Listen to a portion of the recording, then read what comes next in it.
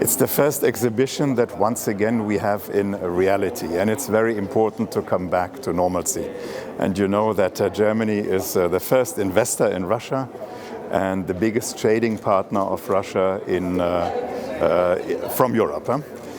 You know the German products like Volkswagen and Porsche and BMW, Mercedes, but we are active in all areas, also in the fashion area. We have famous German brand names, Hugo Boss and many others, also present in Russia.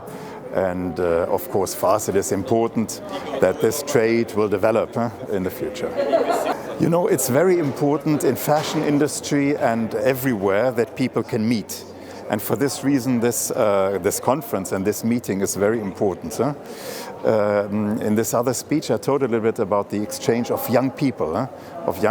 We have in Europe the program Erasmus, in which also Russia is participating. It's a European program, but with the participation of Russian students. And Germany is, in fact, the first country where Russian students choose to go to. Before the US and England and France, etc., they first go to Germany, maybe. Sie sprechen gut Deutsch, yeah, because they speak good German. I don't know, there may be various reasons. And this is when young people meet, when they make up friendships, some even marry, you know. All this is fine. This is what we want.